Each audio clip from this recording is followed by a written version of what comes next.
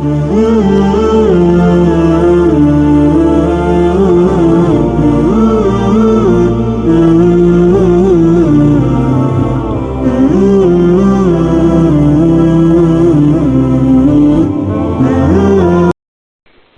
ونصلی علی رسولہ الکریم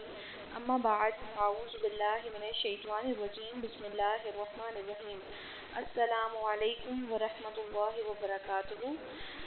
معزز سامعین و ناظرین، آج کی اس ویڈیو میں ہم صحیح بخاری کی حدیث نمبر 14 اور حدیث نمبر 15 کو دیکھیں گے کہ ان احادیث مبارکہ میں رسول کریم صلی اللہ علیہ وآلہ وسلم نے ہمیں کس چیز پر عمل کرنے کی ہدایت عطا فرمائی ہے۔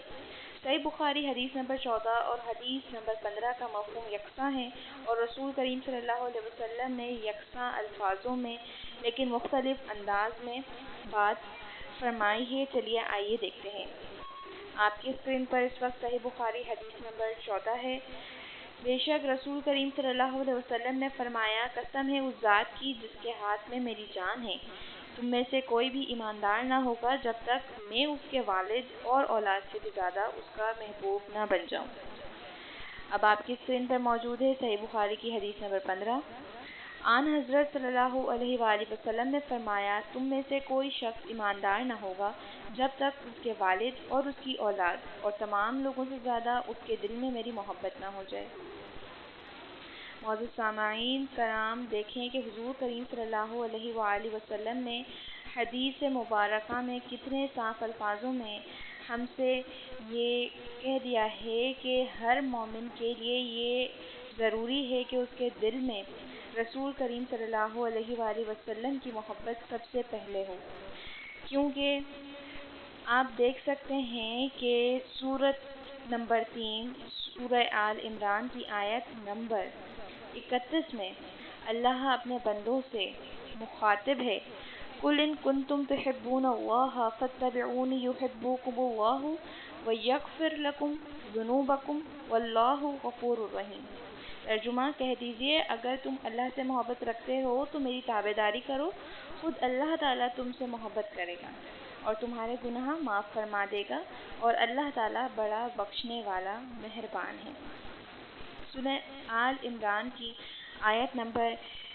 31 میں اللہ یہ فرما رہا ہے کہ اگرچہ تم دعویٰ کرتے ہو کہ تم اللہ سے محبت کرتے ہو اور اللہ کے احکامات کی پیروی کرتے ہو،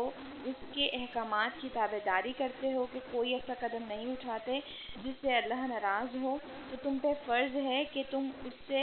محبت کرو جس سے اللہ محبت کرتا ہے۔ اگرچہ تم ایسا کرتے ہو تو اللہ تمہارے تمام گناہوں کو معاف فرما دے گا، اور بے شک اللہ بڑا مہربان ہے۔ اب سورہ نساء کی آیت نمبر 65 آپ کے سامنے ہے، اور اس طرح سے رسول کریم صلی اللہ علیہ وسلم کے احادیث مبارکہ کے الفاظ یکساں ہیں،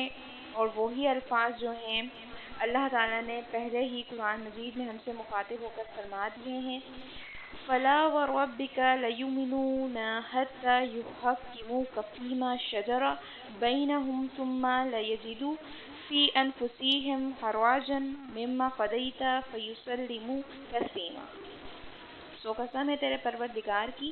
یہ مومن نہیں ہو سکتے جب تک کہ تمام آپس کے اختلافات میں آپ کو حاکم نہ مان لیں، پھر جو فیصلے آپ ان میں کر دیں ان سے اپنے دل میں کسی طرح کی تنگی اور ناخوشی نہ پائیں، اور فرما برداری کے ساتھ قبول کر لیں۔ اس آیت مبارکہ میں اللہ اپنے بندوں سے مخاطب ہے کہ مومن کی جو ہم نے خاصیتیں پڑھی ہیں کہ اس کے اندر یہ تمام تر چیزیں ہونی چاہیے، تو اس کے اندر یہ چیز بھی ہونا چاہیے کہ وہ اللہ کے رسول، اللہ کے محبوب، دو جہان میں تاجدار خاتم النبیین حضرت محمد صلی اللہ علیہ وسلم کو اپنا حاکم جانے، ٹھیک ہے، اور آپ کے پاس اپنا وہ کوئی مسئلہ لے کر آئے، ٹھیک ہے، تو اس کو بالکل صحیح مانے، نہ کہ اپنے دل کے اندر جو ہے اس کو ناگوار گزرے یا وہ اس فیصلے سے ناخوش ہو۔ جیسا کہ ہم جانتے ہیں کہ رسول کریم صلی اللہ علیہ وسلم اس وقت دنیا میں موجود نہیں ہیں، وہ رحلت پا چکے ہیں، لیکن ہم ان کے سیرت سے، ہم ان کے اقوال سے، ان کی احادیث سے ہم یہ اندازہ لگا سکتے ہیں، یہ ہدایت ہے، یہ ہمارے لیے سرچشمہ رہنمائی ہے کہ ہم ان تمام چیزوں کو دیکھتے ہوئے اپنی آئندہ زندگی اور موجودہ زندگی کے تمام تر معاملات کو حل کر سکتے ہیں۔